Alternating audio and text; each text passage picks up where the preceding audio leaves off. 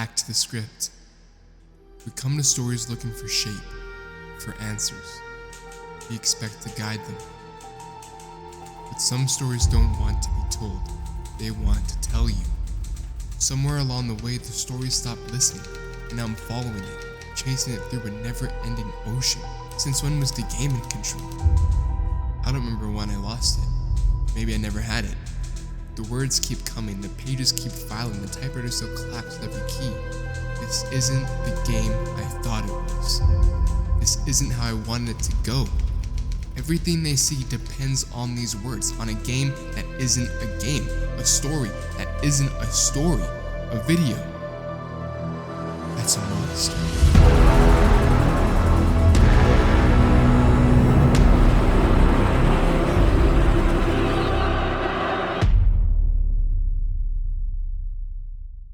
I usually wouldn't make a video like this. A video with a weird-ass intro revolving around a weird-ass game that doesn't make a lot of sense to me in retrospect. While this game is arguably messy with its narrative, even being nonsensical at some points and structurally chaotic, I would still say it's one of the most entertaining and unforgettable gaming experiences I've ever had. And the game I'm talking about is Alan Wake 2.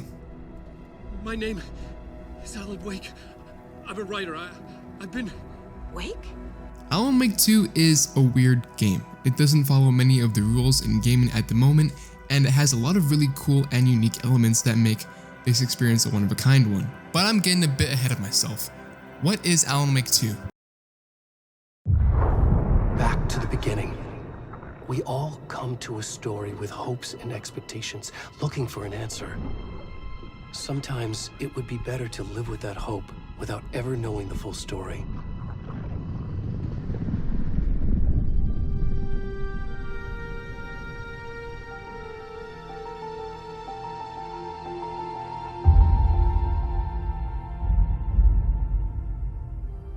In a horror story, there are only victims and monsters.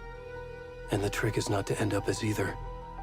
But trapped by the genre, we are all ripped to pieces along the way.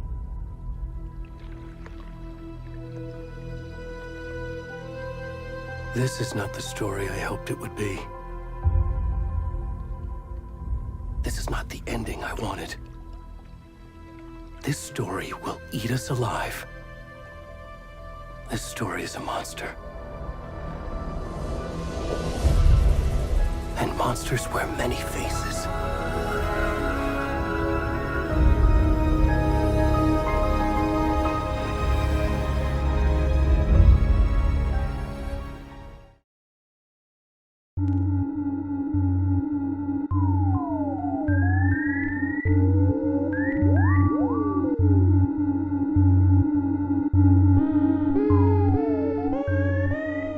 Alan Wake 2 is a psychological horror game that follows two parallel stories, one following Saga Anderson, an FBI agent investigating ritualistic murders in a small town called Bright Falls, the other following Alan Wake, a best-selling novelist who's been missing for over a decade, trapped in a surreal nightmare dimension known as the Dark Place. The twist? Alan's writing seems to shape reality, and somehow the events happening to Saga are tied directly to the pages he's written. This place is a nightmare. Not real, and yet more real than anything. The danger and the horror are real. It feeds off my mind, twisting whatever it takes into psychotic reality. I'm trapped here. I write to escape. I've tried this many times, written countless stories, forgotten how many. I keep failing, but I must keep trying. I use the story to dive deeper. Every word I write is a step forward on this spiral into darkness. As the player, you switch between both characters unraveling this mystery and trying to figure out what it all means. But what really makes Alan Wake 2 different is how it tells its story. The game blends traditional gameplay with live action sequences, musical performances, and meta-narrative moments. Yes, that is real, musical performances in a psychological horror game. After finishing the game and admittedly being a bit let down from the ending, I couldn't deny that the sheer amount of ambition and risks this game put on display really inspired me to want to talk about it. So that is what I will do for you today.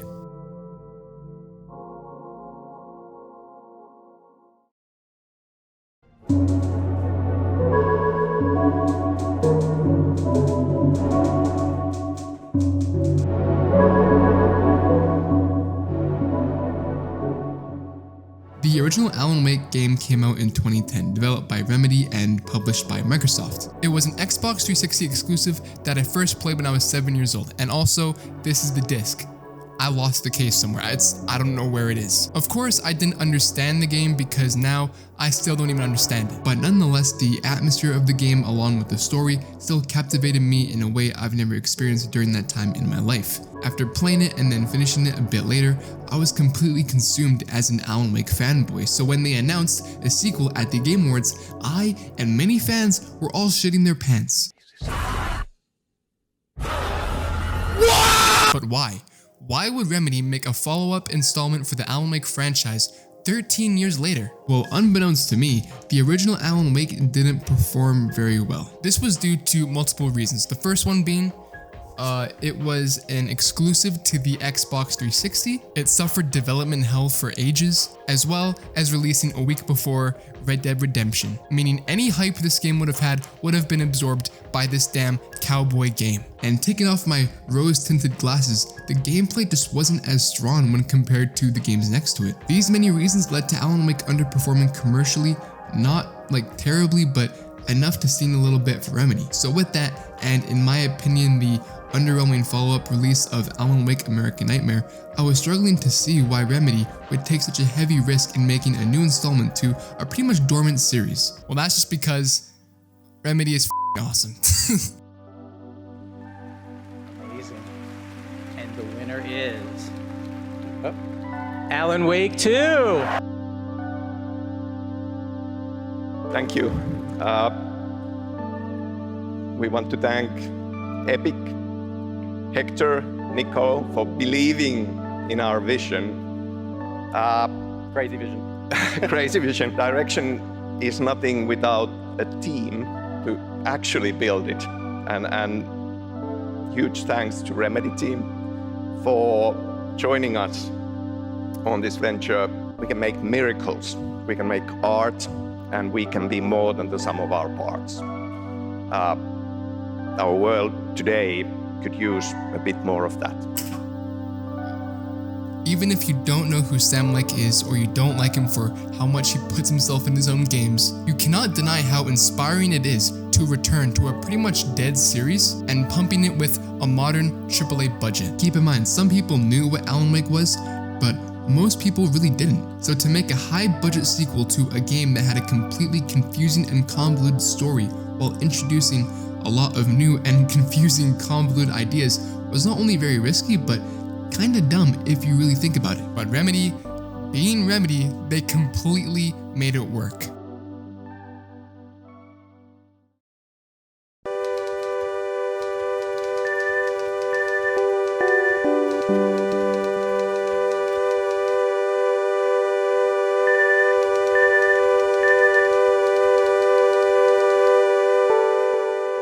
Alan Wake 2's story is a lot, and summarizing it in one video is damn near impossible. I wouldn't wish it on my worst enemy. You're constantly switching between two protagonists, and with every shift you're handed more and more information that often contradicts, reframes, or completely rewrites what you thought you knew. There are quite literally moments in this game that feel like nonsense. Utter nonsense, until hours later when one small detail clicks into place and suddenly an earlier scene makes perfect sense. Now because of that, I get why some people don't like that. The structure of the game is chaotic, the storytelling is dense as hell, and the game refuses to slow down to explain itself. But for me, I feel like that was kind of the point.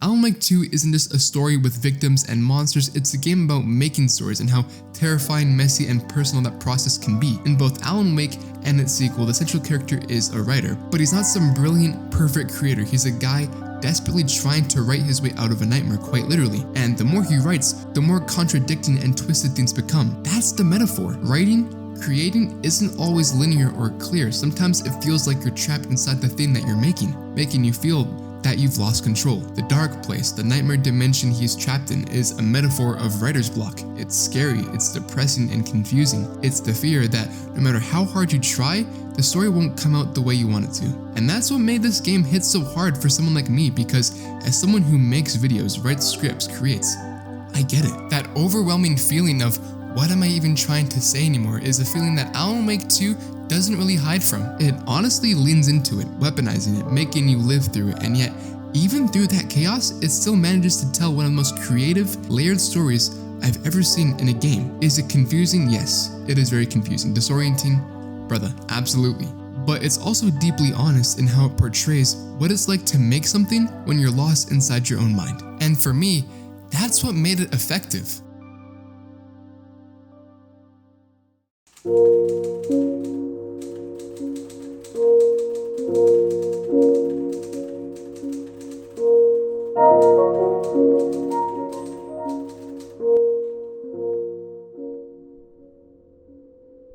I've mentioned already that on paper, making a sequel to Alan Wake doesn't really sound like a good idea. The original was a cult classic, sure, but commercially it underperformed, and now here we are with the sequel funded by Epic Games, backed by an $80 million budget, trying to revive a story most people barely remember. With this all in mind, I gotta say, I have nothing but respect for Remedy's decision to go through with it. Not because it's blatantly risky, but because they're willing to put their studio on the line financially for an idea they still have faith in. Alan Wake has always been a weird game, having weird pacing, having a weird story, having weird gameplay mechanics, and instead of watering any of that down for a mainstream audience, they doubled down.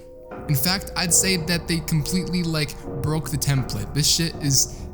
If you're watching the screen, you know how crazy Alan Wake 2 is. You've got live action sequences blended seamlessly with gameplay, full-on musical numbers in the middle of a horror game, and mechanics that feel more like narrative tools than a traditional gameplay system. There is quite literally a mind place that you enter as Saga Anderson where you solve cases inside her head. There are puzzle sequences that change depending on how you shift the context of the story, and none of it is explained in the way regular games usually explain things. That though, that's the magic of it. These aren't just cool gimmicks, they're expressions of Remedy's ambition. Do some of the mechanics fall flat pacing wise at certain points? I feel like it does.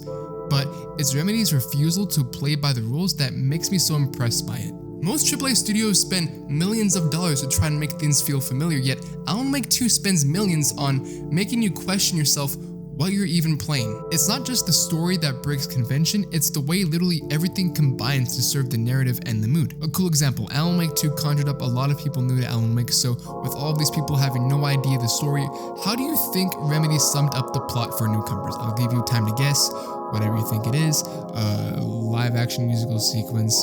It was a live action musical sequence. What the hell? From what I've gathered, you grew up nice and sheltered with mama's pretty stories and your own made-up fury. And mama gave me a magic clicker. Well, yes, I think it's true and fair to say.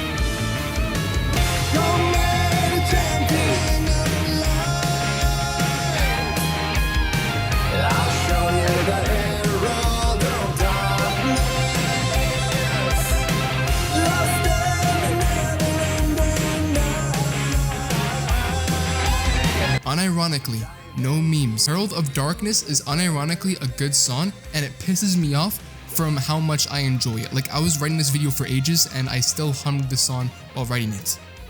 That is a problem. That also transitions into how this game makes weird things work, like live action sequences, a meta-narrative storyline. It all sounds ridiculous on paper, yet ends up becoming some of the most iconic, unforgettable moments of the game. To put it short, none of it is normal, but that's why I find it amazing. In an industry that often plays it safe, repeating itself and taking advantage of fans for a payday, Alan Wake 2 is the rare exception where it feels like a game by people who wanted to take a shot at something more, something deeply weird, ambitious, and beautiful that they knew would please their fan base. And somehow, against all odds, I think it worked.